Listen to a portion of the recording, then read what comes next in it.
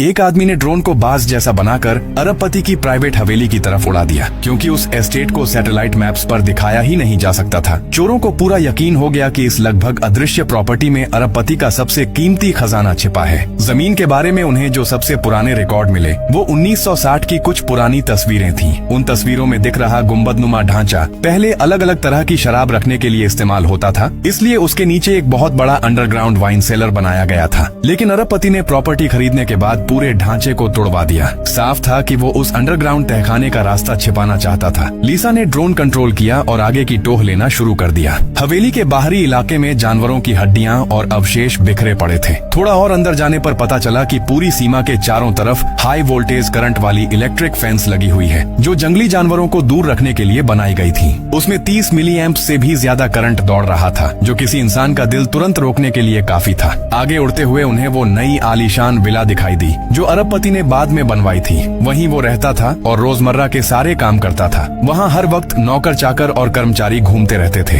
इसका मतलब था कि अंडरग्राउंड वाइन सेलर ऐसी जगह नहीं हो सकता जहाँ इतनी आवाजाही हो। लेकिन विला के चारों तरफ लगभग 5000 मील तक फैला घना जंगल था, जिससे तहखाने को ढूंढना और भी मुश्किल हो गया। तभी ल्यूक को अचानक याद आया कि किसी भी अंडरग्राउंड ढांचे के लिए वेंटिलेशन सिस्टम जरूरी होता है। अगर वो लोग एयर वेंट ढूंढ लें तो तहखाने की लोकेशन का अंदाजा लग सकता है। ये सोचते ही लिसा ने आसपास का इलाका और ध्यान से स्कैन करना शुरू किया। थोड़ी ही देर बाद उसे जंगल के बीचों बीच एक साफ दिखाई देने वाला वेंटिलेशन स्ट्रक्चर मिल गया। लिसा ड्रोन को उसके करीब ले गई और देखकर दंग रह गई कि पुरानी बिल्डिंग का वही गुंबद वाला ढांचा अरबपति ने असल में पूरी तरह बचा कर रखा था। ये देखकर जेस की आंखें चमक उठी, क्योंकि उस गुंबद का असली मकसद सिर्फ इतना था कि ऊपर लगे कांच से होकर सूरज की रोशनी सीधे नीचे बने अंडरग्राउंड हॉल में पहुंचे। अब उसके दिमाग में बस एक ही सवाल घूम रहा था, आखिर ऐसा कौन सा बेशकीमती खजाना था जिसे अरबपति प्राकृतिक रोशनी में बैठकर निहारना चाहता था।